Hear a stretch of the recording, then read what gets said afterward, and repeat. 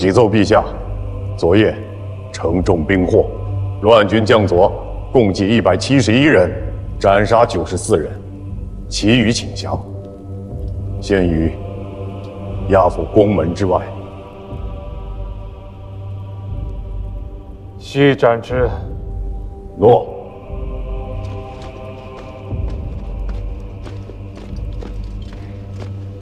范相公，臣在。拟正凡滥杀或明背反之兵子，斩。臣奉诏。诸请代朕宣示诸君，告诉那些丘吧，当今天子乃是一介死了满门的匹夫，无父无家之人。谁若想要作乱起反，只管来，朕就坐在大宁宫中坐等。算什么鸟官家？要不是我们这些厮杀的汉子，哪有国家的天下江山？抬撤农劫虎劫，这是在给那什么老臣子殿前司铺路，必定是那只娘贼赵太尉在从中弄鬼。呸！狗屁的太尉，靠着太尉的老子在营里是耀武扬威。赵大郎那厮，当年便不是个东西，剁碎了他，好叫那官家也见见血。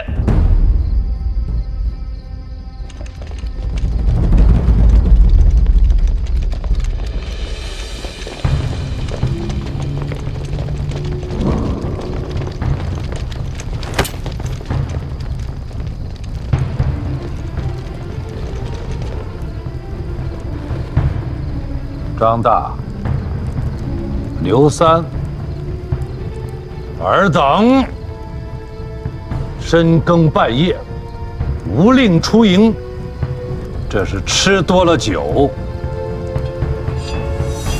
迷了心智了吗？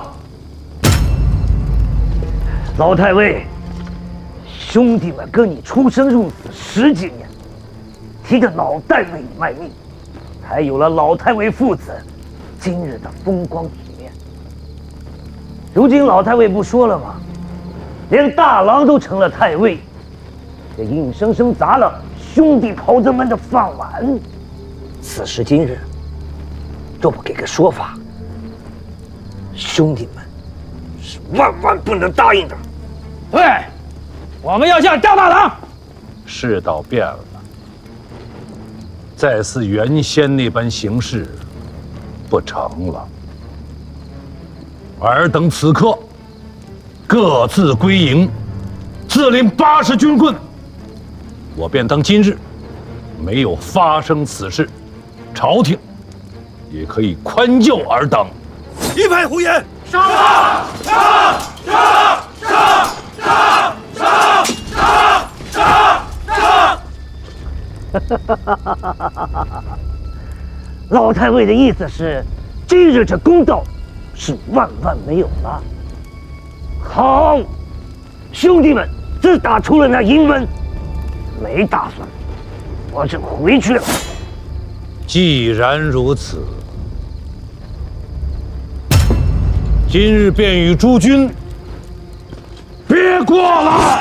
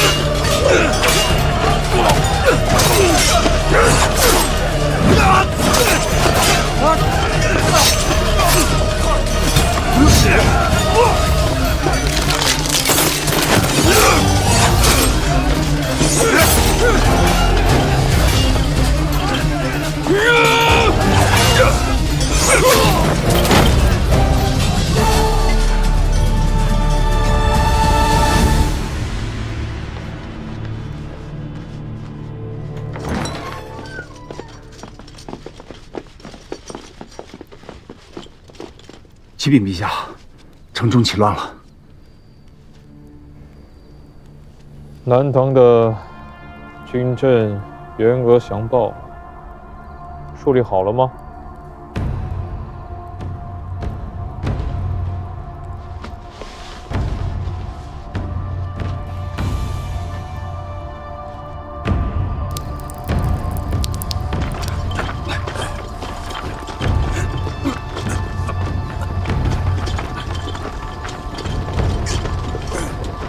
殿前司都虞候赵匡胤觐见。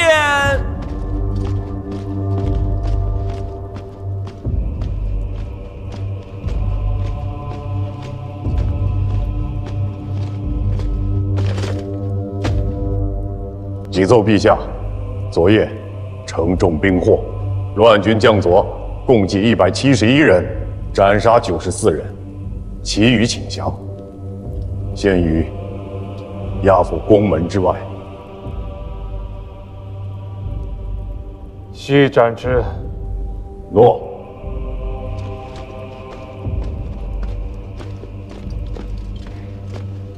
范相公，臣在。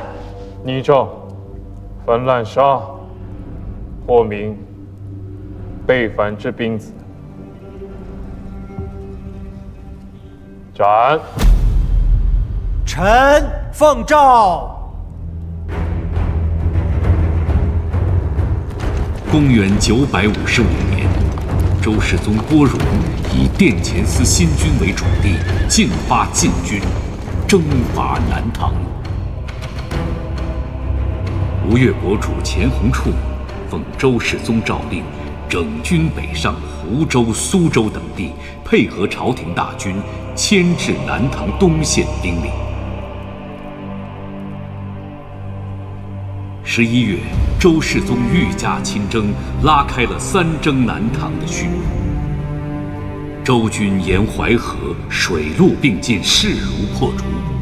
至公元956年初，先后攻占滁、阳、泰等州，但在围攻淮南军事重镇寿州时，因南唐大将刘仁善拼死抵抗，周军久攻不下。4月雨季来临，淮水暴涨，周世宗不得不暂行班师。公元957年2月，周世宗再征南唐，周军于紫金山之战中截击并大败南唐援军，大将赵匡胤表现英勇，率军击溃南唐齐王李景达部，寿州遂成孤城。3月，刘仁善病危不省人事，其部下遂开城投降。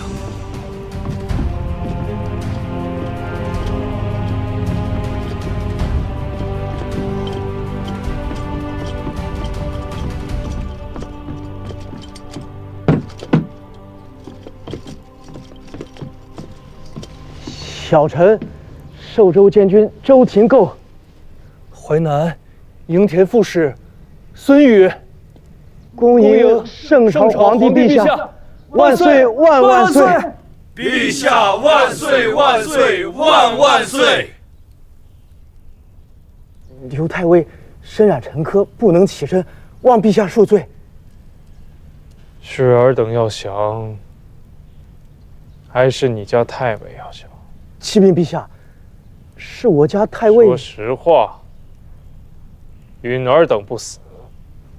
回禀陛下，小人等早有归降圣朝之意，奈何太尉他一直不允，这才牵延了许多时日，望陛下恕臣等之罪啊！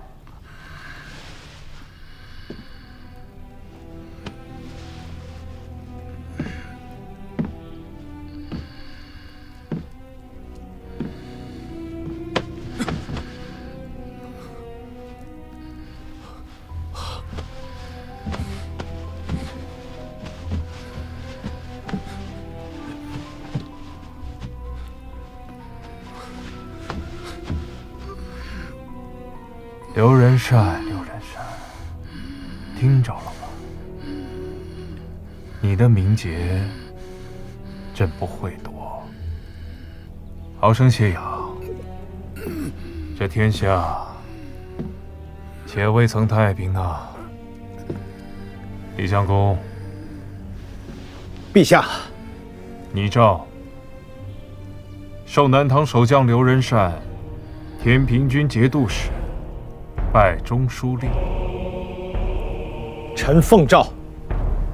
小谕各军，依城下寨，无诏不得入城。凡伤人、劫掠、奸淫者，斩。诺。紫金山一战，朝中精锐尽丧，淮南之地已不为朝廷所有，仗打不下去了，遣使请和吧。老相公，不至如此吧？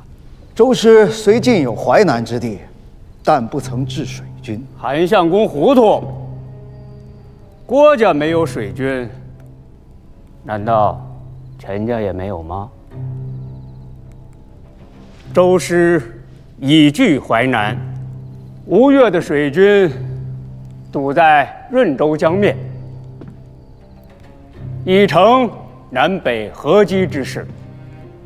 陛下留意，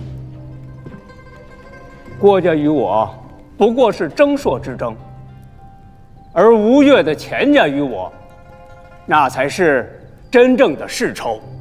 哼，有朕的大唐，才有中原朝廷对他吴越钱家几十年来的荣宠恩眷。大唐若是没了，哼，郭荣小儿兵锋所指，还能容他前世在东南之地的逍遥快活吗？唇亡齿寒之礼，想必钱王还是懂的。痴人说梦。钱婆刘留下的家训是如何讲的？徐某奉天子诏令，向吴越王致意，问钱王安。徐君谬矣。我吴越国上下皆知，先武肃王有所遗训，善使中原大国，唯尊周氏征硕，为朝见信，何来诏命？我主有国书，致与钱王。拿来。这是致与钱王的国书，徐某不才，不敢负我主之托，须当面呈与钱王。那徐君可有的等了。吴相公，此言何意啊？大王不在营中。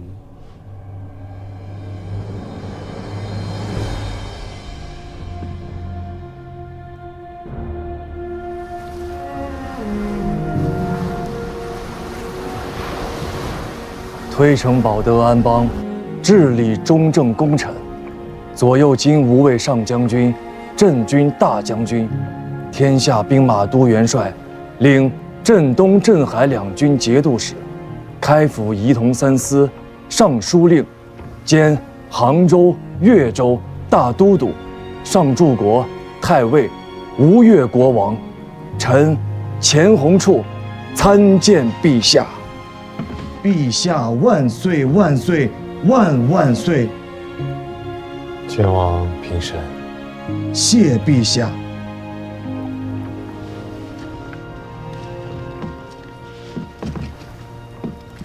赐前王座。诺。谢陛下。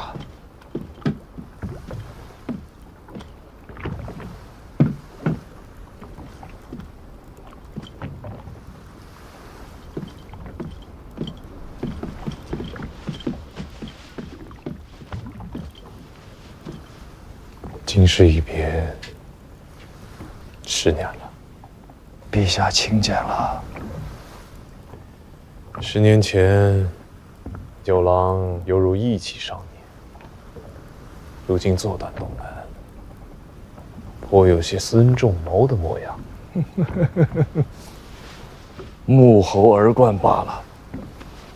臣是个懒散人，许多事其实做不来，奈何行钱啊！南唐使臣想觐见请和，前王认为如何？兵者，凶器也。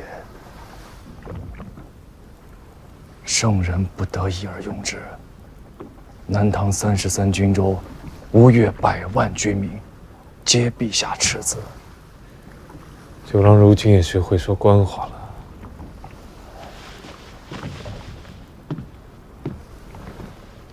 臣说的是实情啊。哦，朕今天就看在你前王的面子上，见他一见。陛下有诏，宣南唐使臣觐见。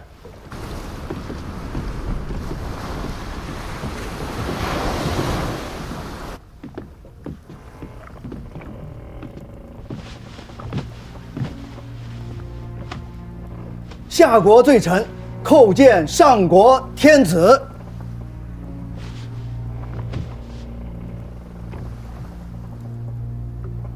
朕读春秋，未尝闻有上下之国也。罪臣万死。罪臣待我主启陛下，息雷霆之怒，休割止战，以全民生。我主愿以江南之玉帛，奉圣朝之望朔，岁修共事，以恕罪愆。怕不是有些晚了。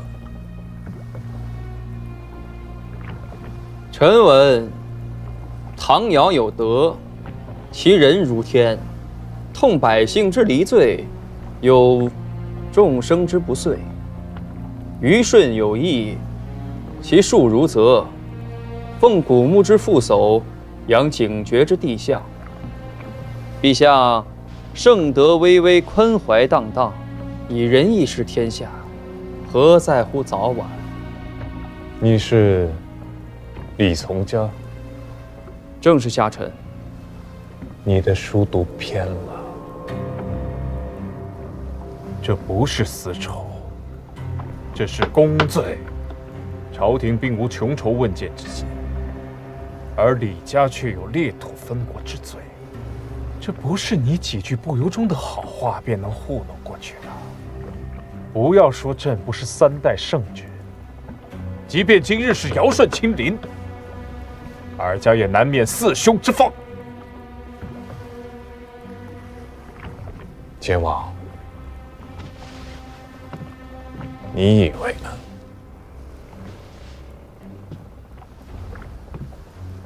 去尊号，通商路，修共事。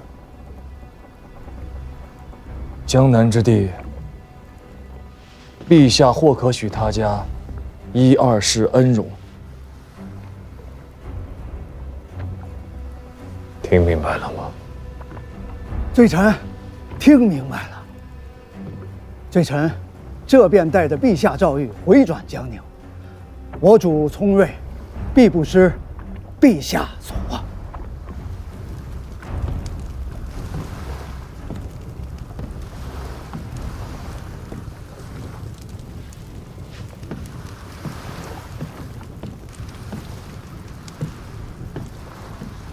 元朗兄，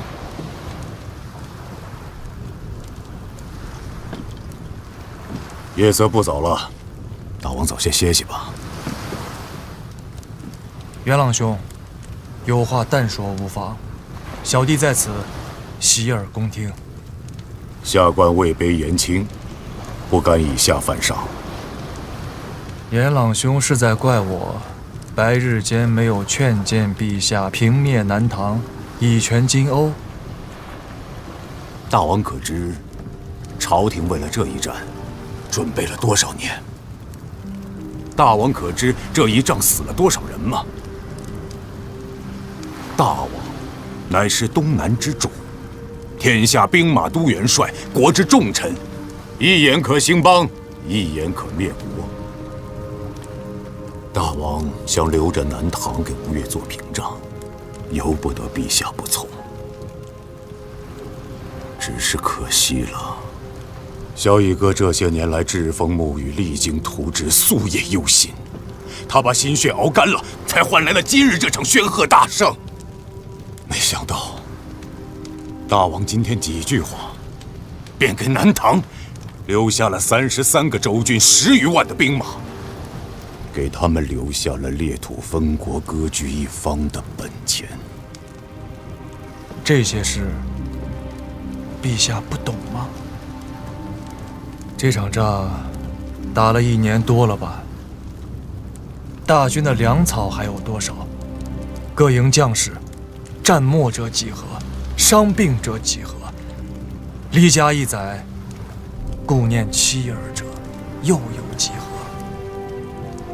元朗兄是做将军的，这些事儿，难道不知吗？朝廷大军乏粮，可吴越有粮；朝廷大军久战疲惫，可吴越有兵。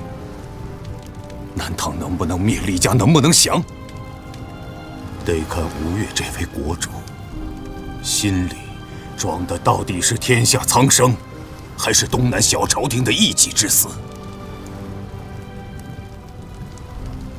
不干九郎的事。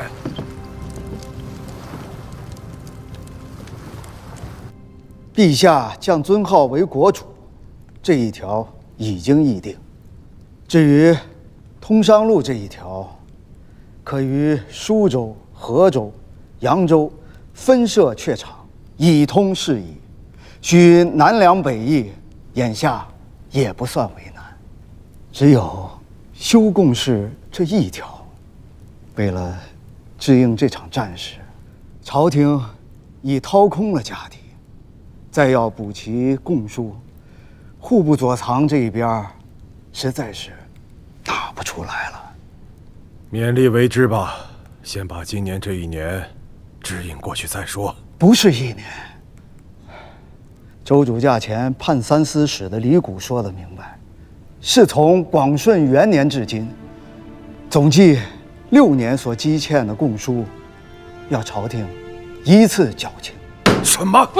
这岂有此理吧？这怎么？6年，120万银绢，如果这一锤子敲下来，10年之内，我大唐再无翻身之日。臣在回来的路上仔细思忖，怕是只能诏谕国中士族豪富，书县纳捐，再免去诸军3年的犒赏，勉强可以凑得起来。你这是昏了头了！你当朝廷是什么？朝廷不过是一间破屋子，而国中的士族豪富是撑着这屋子的柱子。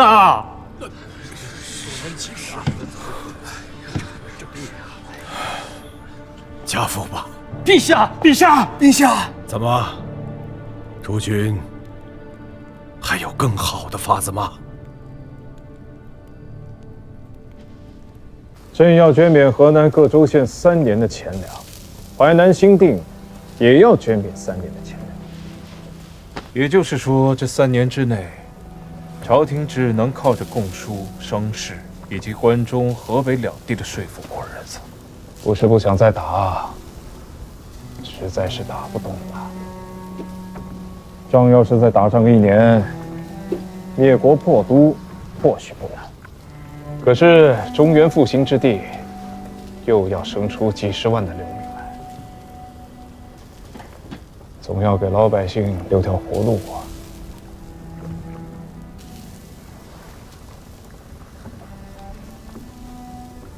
人活着，才能够继续耕田屯垦；人活着，才能继续缴纳税赋；人活着，才能够生儿育女，滋养人丁。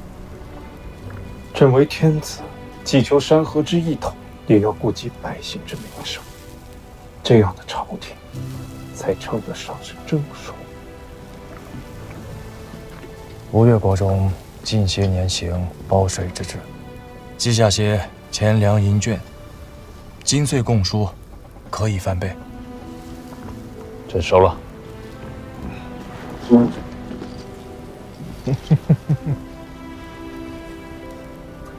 其实百姓或许艰难，豪门大族却是饿不死的。朕知道你要说什么。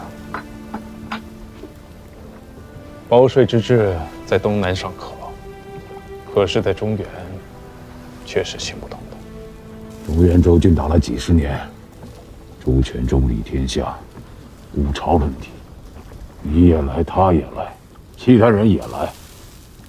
任你是怎样的豪族世家，这些年过去，家底子也都掏空了，能留存血脉，已经是老天爷开眼了。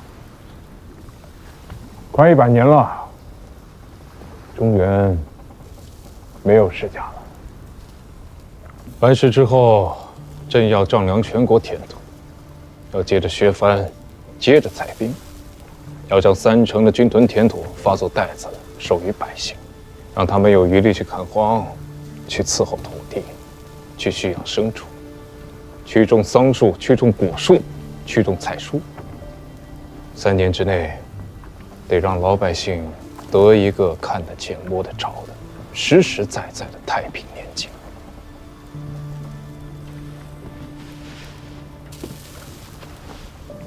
指着太平年景4字，兄长便实实在在的是这天下之主。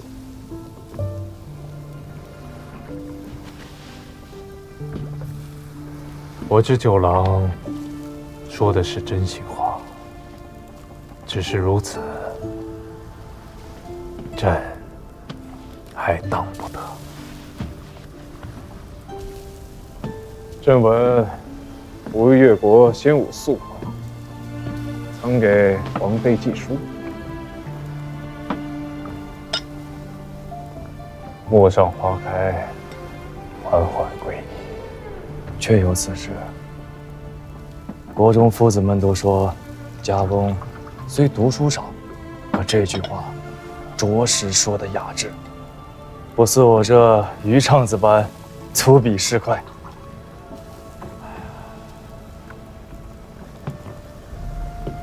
望天下烽火平息，望世人安居乐业。陌上花开，缓缓归矣。九郎，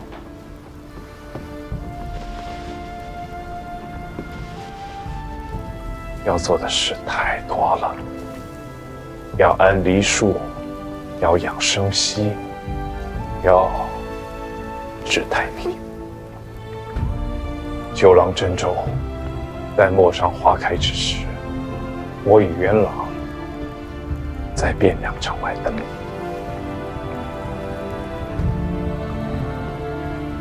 臣钱弘处奉诏。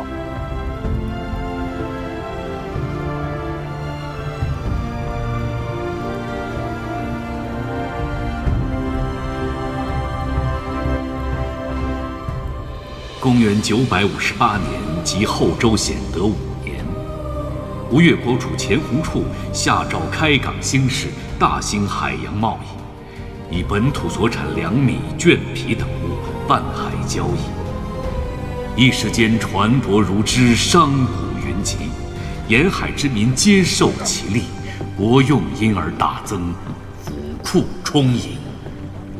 去岁南北海役，粮绢货值已超黄龙社平安京、高丽、暹罗3条航线海役总值2倍有余。中原如何？去岁株洲大熟，莱州榷场海役货值中，南粮北输总额短了近50%。